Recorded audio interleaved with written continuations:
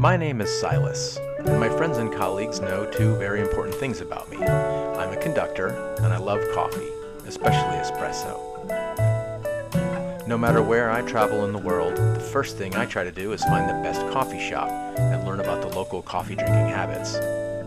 If I can, I try to meet up with old friends or make new ones in a coffee shop, of course, so we can talk about life, art, music, or whatever's on our minds. I found that there's no better way to get to know a conductor a little better than by having coffee with the maestro. Today I'm having coffee with Carolyn Watson. She works with orchestras all over America and all over the world. She's won a ton of prizes in her homeland of Australia and in Europe and in America. She's director of orchestras at the University of Kansas, which is coincidentally in Lawrence, Kansas, where I live. Under different circumstances, we would just get together and have a beer, but today I'm going to have a virtual coffee with her.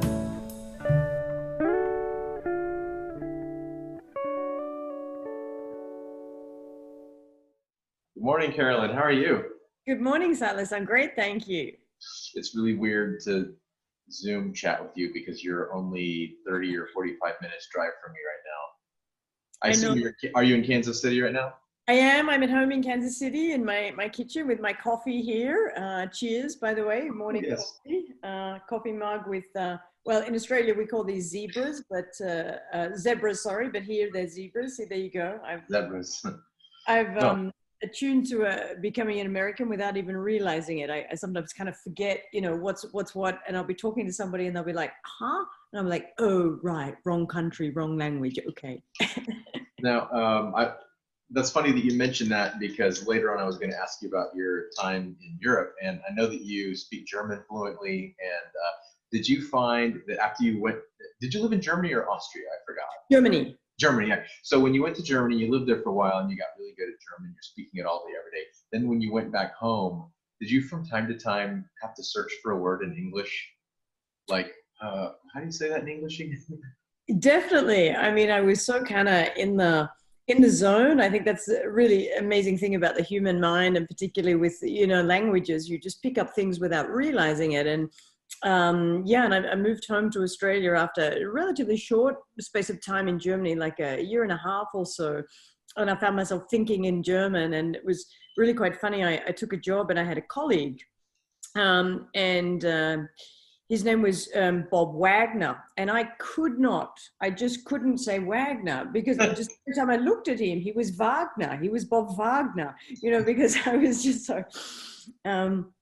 I also like, I think every language has words that can't be translated really. And I only know a few of those words in European languages, but my favorite German word that doesn't really exist in English is Feierabend. Oh, okay, fair enough. There's not really, I mean, in America we say Miller time. That's kind of the same thing, but not really. Not exactly, yeah. No. Yeah, and you've also spent some time, you have some connections with the Czech Republic, I think, don't you, where your master class is, if I'm not wrong? Yeah, I go there every summer, but I also spent a year living in Germany, so we have that. You did? Okay, where in Germany were you? I spent about half a year in the southwest in the Black Forest in a town called Tolsingen, where there's a conservatory, and then I spent the other half of that year in Berlin. Nice. I just sort of dropped out of school and I moved to Berlin. Well, I guess it's a nice place to move to when you're going to drop out of school, Well, it's a long story, but I was in school in Trossingen. I was on an exchange program from the U.S. and I was having it was fine. I was having a good time, but as a conductor, I needed to be in a big city and I needed to see. So I just asked my professors, I said, can I just go to Berlin and not go to classes anymore? And they kind of approved of that.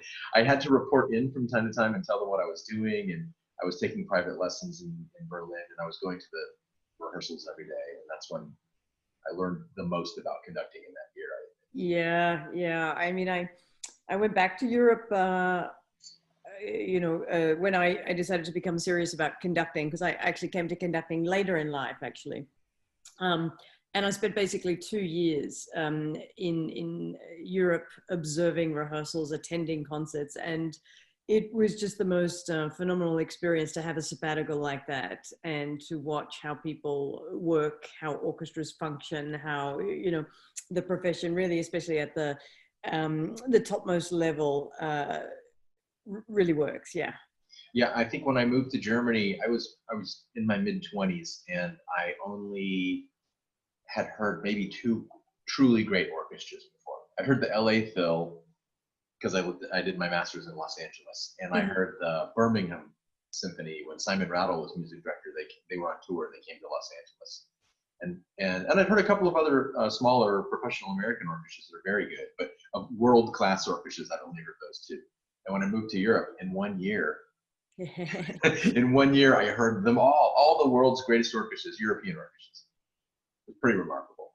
Yeah, that's that's the thing I think about being based in a major world city like Berlin or London. Again, is another very good example. You look at the concert listings, and it's a choice. Do you hear the LPO, the LSO, or the Berlin Philharmonic, who happens to be on tour there at the Southbank Center that week, sort of thing. It's it's an embarrassment of riches in so many ways. And I mean, I got to know and observe so many really phenomenal conductors that, certainly me at that time, I was still based in Australia, that these are conductors that, for the most part had not actually worked in Australia or didn't work in Australia. I mean, a lot of major international conductors do North America and Europe, and the travel between the two places is not too bad. But when it takes, a day of your life to get to Australia and then another day of your life, not to mention the 2 weeks of jet lag recovery time, which I guess now we kind of add 2 weeks of quarantine time. But yeah, so there's a lot of really, really phenomenal conductors that just I think make the decision with schedules as tight as they are. They just haven't got the time to go to Australia. So there's a lot of people that I was able to enjoy the opportunity of working with, studying with, observing that I wouldn't otherwise ordinarily have. Yeah. Do you find that's still the case that nowadays it's the same, or is it getting easier, do you think, for conductors to go back and forth? I mean, it is pre-COVID, of course. I think, certainly in the last few years, there have been a number of, changes to airline schedules that have made accessibility easier. For example, there is a direct flight from Dallas, Texas to Sydney, Australia. And so it takes out, having to change planes, and I've done that quite a few times. And Qantas, again, pre-COVID, started up a direct flight from Perth to London. So in terms of actual kind of accessibility, sure, I think, like so many things, I guess, with conducting, it's a personal choice, I think, because not everybody necessarily wants to spend that amount of time on board an airplane, first of all, I think to go that far, certainly when I go home, I try to make sure I'm there for a reasonable enough time. It's not exactly like you go there for a weekend, whereas, I mean, I have, of course, traveled between the US and Europe for a weekend gig or something like that, Australia's not, it's a little kind of outside the realm of a weekend sort of thing. I think the shortest period of time I was there was a week, actually, and that was a job audition. Orchestra flew me over. Yeah. That's still a big trip for just 1 week. Yeah, 1 week actually there, and then 3 weeks recovery is sort of a little bit how it felt. Yeah. I forgot to ask you at the beginning of our conversation, you said you're drinking coffee. Are you drinking anything special, or do you have like a coffee ritual in the morning? I mean, I guess it's my sort of ritual. I drink Italian espresso. Lavazza is the coffee that I've drunk for a number of years, and I get it delivered. I do like, of course, smaller craft blends. Here in Kansas City, there's a really great place downtown, Messenger Coffee, that's quite popular. And I tried out a little coffee club for a while there, Atlas Coffee. I enjoyed coffees from around the world, but I seem to default back to my French press, Lavazza. It's just, I don't know whether it's force of habit, quite possibly. Yeah, I think it's because Lavazza and Illy, I think, are the two brands that are just sort of classic Italian espressos. And now I feel like coffee shops are experimenting with more bitter blends and different kinds of roasts. And every time I try a new espresso, I think, I just want that good old fashioned, dependable classic. Lavazza's my second favorite. Oh, okay. So are you an illy drinker? I'm an illy drinker, yeah. But Okay. when I go to coffee shops here in Lawrence, for example, there are a few that I like, but mostly I find all the espressos too bitter. Mm-hmm. And I guess I like my coffee like I like my beer, not too bitter. So do you have plans for a follow-up series, Beer with the Maestro? If I do, you're the first guest.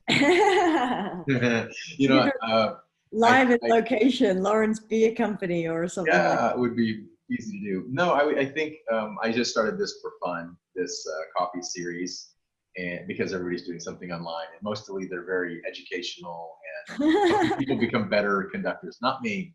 I don't care. I just want to have fun. Cheers. Yeah, cheers to that. Here's to not getting any better.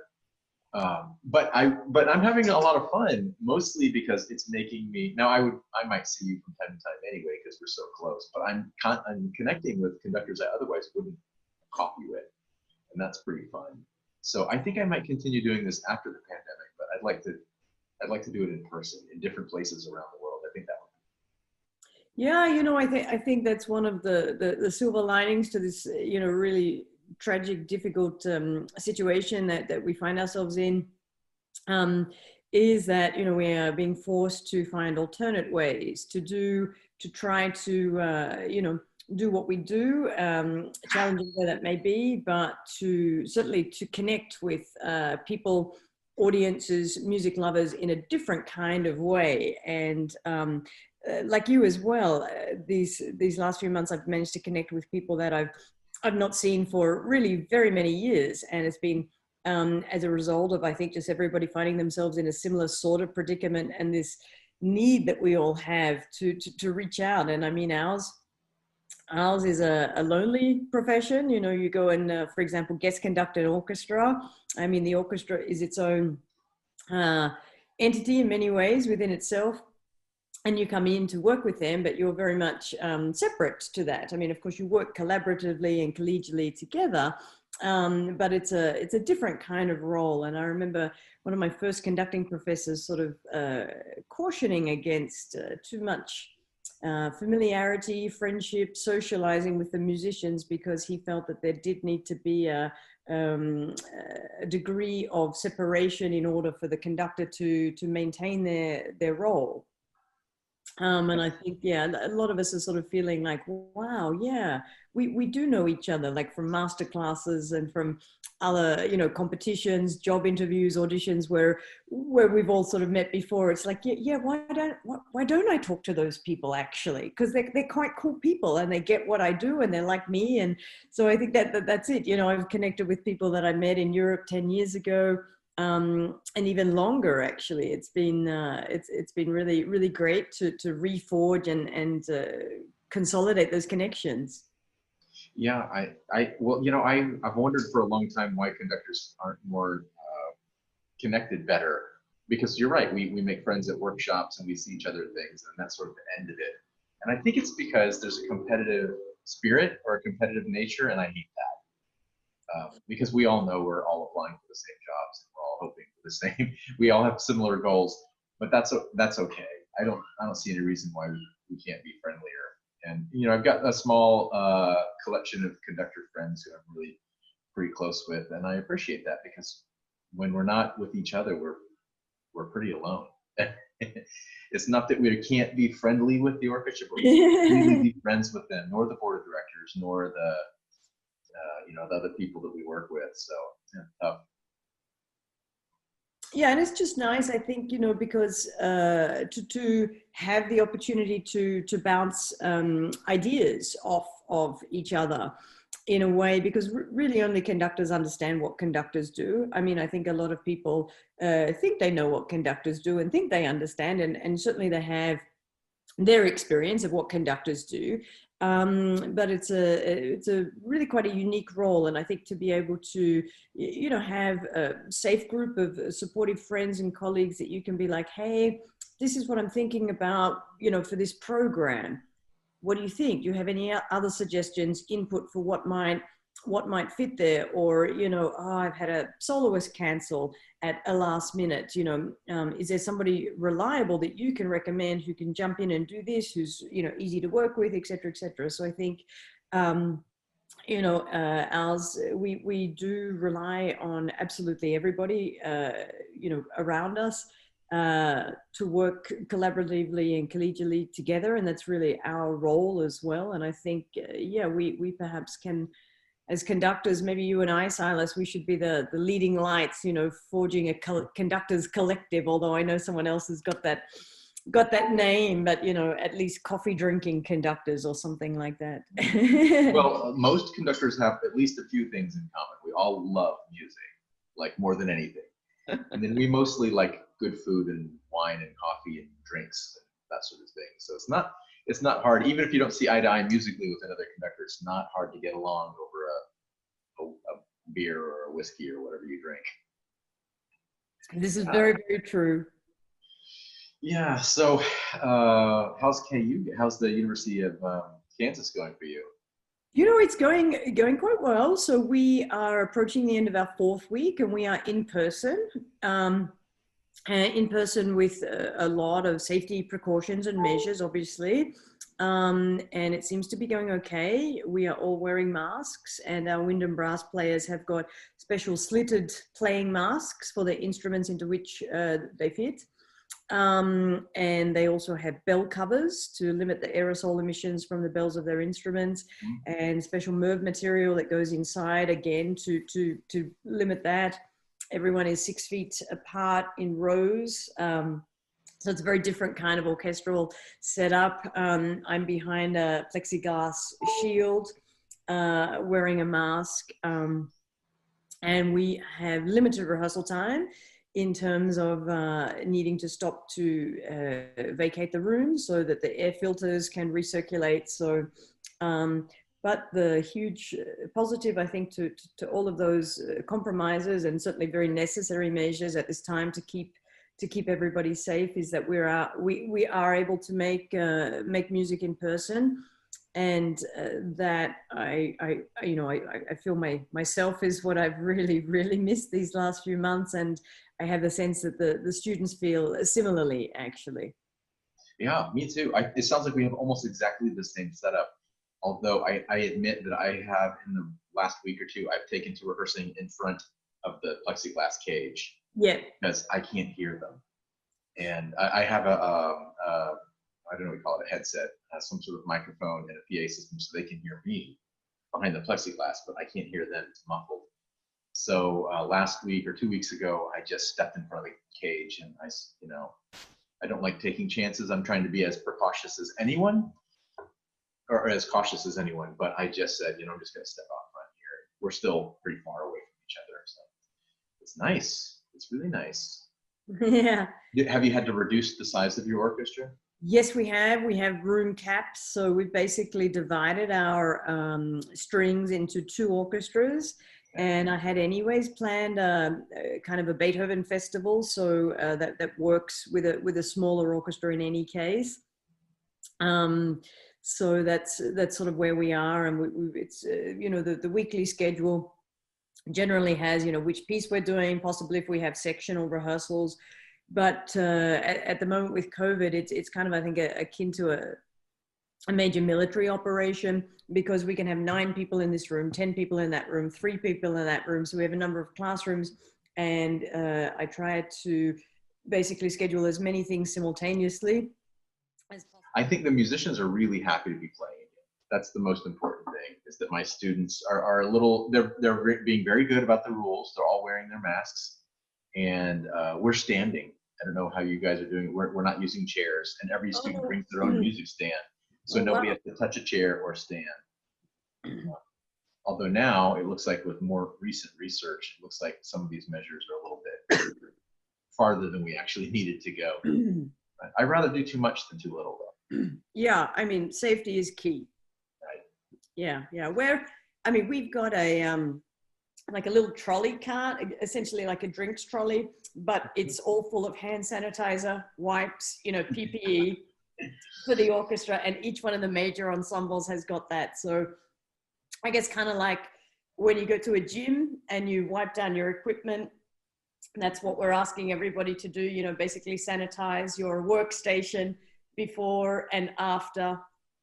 So that's how we're handling that. Yeah. And I think it's, safety is absolutely paramount if we are to meet in person as we are, and certainly more broadly if our arts organizations are able to reconvene in person, which is obviously something that we all want to happen sooner rather than later, to go back to the theater, to go back to hearing orchestras. Yeah, I think we've just got to do what's necessary, certainly for the time being, to keep everybody that's involved safe, as well as everybody that is, attending our performances. And I'm not sure what you are doing at Washburn, but we at KU this semester, we are streaming our performances live. So they'll be performed live and streamed live, but without an audience. The audience will be at home in the comfort of their home. Same. Yeah. Same here. And it has its pros and its cons, of course. I think we'll miss having a live orchestra in the room just for the energy. And I think musicians always perform better when there are people, especially with university orchestras. It's usually family and friends, right? And but on the other side, you can do a lot of things. It's like doing a television broadcast. Really, you can do a lot of things with camera angles, and you can have extra images. And I always like to make orchestra performances kind of interactive, or at least have a non-musical element that makes it more interesting. And in person, that's always what's just like something projected on the screen behind the orchestra. Not that inventive, really. But now we have this opportunity to really be creative and add some imagery or some, you can collaborate with dancers and actors easier, that kind of stuff. So we'll see what happens. It's my first time doing live stream concerts ever, so I'm excited. Wow. I'm also a little anxious. Yeah. A lot of things could go right, and a lot of things could go I'm sure they'll look on the positive side. I'm sure they'll go right. Here's hoping. Yeah. Absolutely.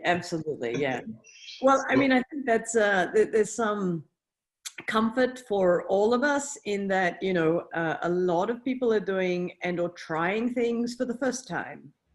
This is a situation that was obviously entirely unexpected and unprecedented in so many ways. And I think for us, collectively together,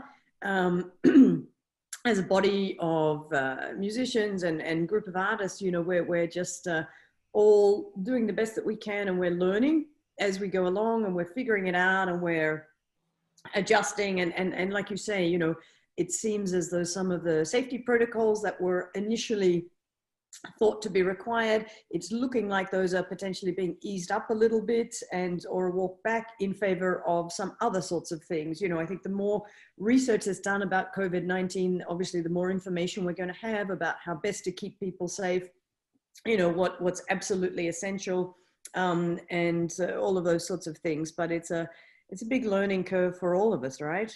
Yeah. I'm anxious for things to improve quickly because I miss travel. Well, we all lost work this year, every performing artist or anyone that works in the performing arts. But apart from missing a little bit of work, I'm also missing just traveling. I just didn't get to go, and I didn't get to go do a research trip I wanted to do this summer. I didn't get to do the workshop in the Czech Republic, which you mentioned earlier. And I always spend some time in Europe in the summer because I really like it there. And none of those things are happening, and I don't know when they'll happen again. I'm planning next summer like it's going to be a normal summer, but who knows? I know that's a difficult thing. And I mean, I've got family in Australia and family in the UK, and I'm not sure when I'll be able to see them in person again. And that's that's certainly a challenging thought, a realization, actually, something to grapple with. It's one of those things. A lot of people are in are in that situation, you know, cut off from friends, family, relatives. I mean, I know Qantas quite literally has parked their A380s in the desert in Arizona. They're not expecting that those planes, those, you know, huge capacity double-decker planes that typically fly, you know, US to Australia, Australia to the UK, they're not planning on using those until 2023, I understand. So the airline and aviation industry is,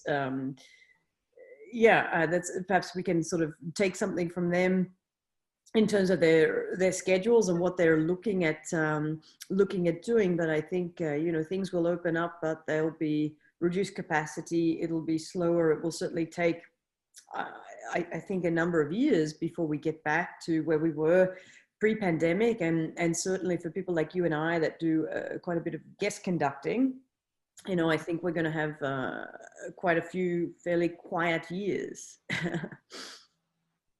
For better or worse. For better or for worse, you know, yeah. So I think I have found, I'll ask you about this, but I've found that the downtime, I normally hate downtime. And if I see an empty spot on the calendar coming up, I dread it because I wish it was full. And now I've got all this white space in the calendar, and I found it pretty nice for a change. So I know that you guest conduct constantly. You're flying everywhere. You do a ton of work in Kansas City as well. And now you must have a bunch of unexpected free time. So what are you doing with it all?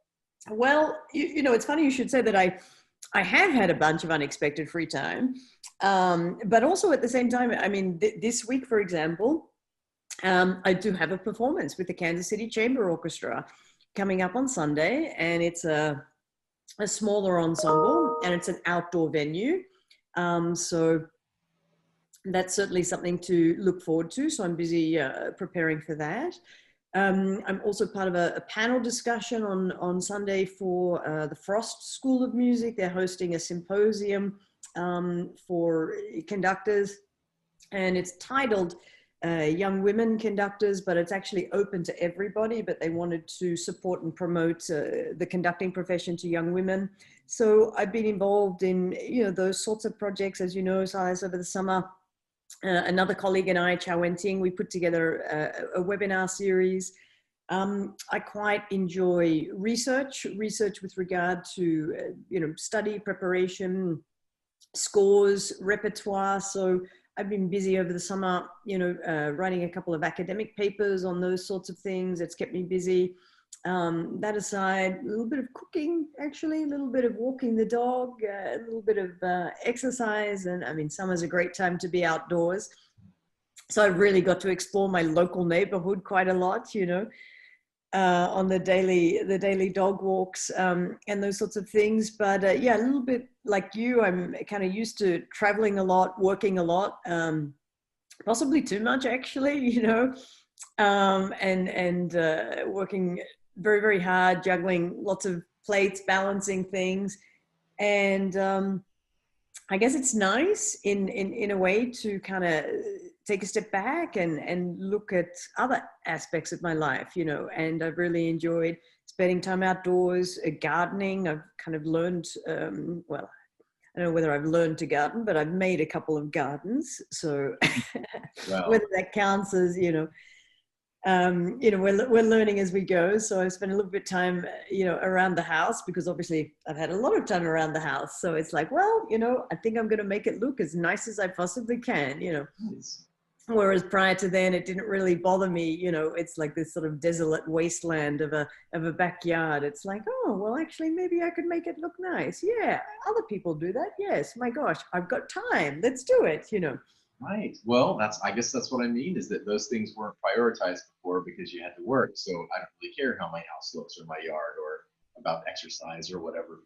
But now that we've all had this time, okay, so I'll say this.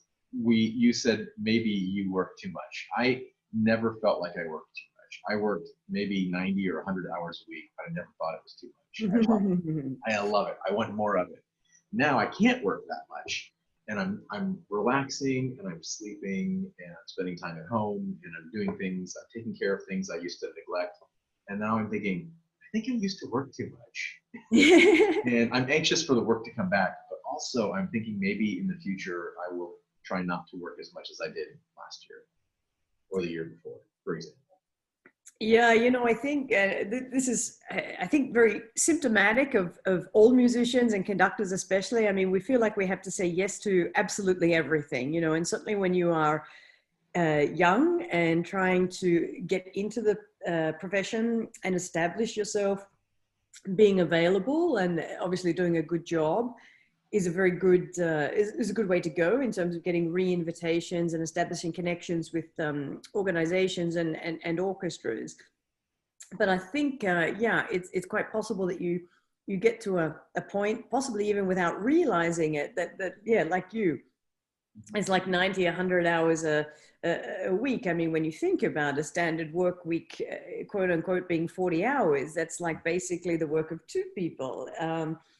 And then some, and yeah, I think it's anything that kind of causes us as conductors, as people, to self-reflect is a good thing, on what we do, why we do it, what's important, and I think that's a very personal kind of thing. And I think those things, and possibly the ratios, the balance, change at different points in your life, depending on your age, your stage of life, what you're looking for, all of those sorts of things. But yeah, a little bit like you, I'm sort of looking at my calendar, just kind of going, wow. I mean, I don't know how many more gardens I can build, Yeah. How many loaves of bread can I make? Yeah, it's like, yeah, exactly. How many more new recipes can I try out, right? Well, I would like to go back to the way it was before, but maybe balance it a little bit better for myself. Personally. Yeah, I think that balance is such a key ingredient in a well-adjusted, happy lifestyle. And I think that's something that, like as I was just saying, is potentially a challenge for musicians, especially young musicians. And you feel like you have to say yes to everything. You feel like you should, because you worry that perhaps if you say no, then they'll invite a colleague, and then perhaps you won't have that opportunity to work with that organization. Mm-hmm. But yeah, when and then of course unfortunate things happen in that your calendar, you might have accepted a gig somewhere, and then somewhere else a really great invitation comes at the same time, and you just can't accept it. I'm open for invitations right now. Anyone wants to call me, I'm probably available. Actually, I have to travel this weekend for work, and I haven't left town in 6 weeks. So my travel hasn't been completely cut off, just mostly cut off. But I'm leaving town, and it's the first time in years that I'm kind of not looking forward to traveling. Because normally it's like I go somewhere for a weekend or a week, and I come back and like, oh, next week, another trip, great. Oh, on Wednesday I've got to go here, Friday I've got to go there. And I love that, moving around. But now I've been home for 6 weeks, I haven't gone anywhere, and I have to travel this weekend, and I'm sort of not looking forward to it. I think that's really strange. I'm becoming like a normal person, I guess. Yeah, normal. Well, that's normal. What's normal, right? Except for Right. sitting on the dryer, that's again, it's all relative. Yeah. Well, Carolyn, thanks for having coffee with me. Hopefully next time we can do it in person. I look forward to that time. That'll be a really cool thing, Silas. Yeah. Well, thanks for having coffee. Bye now. Thank you. Bye.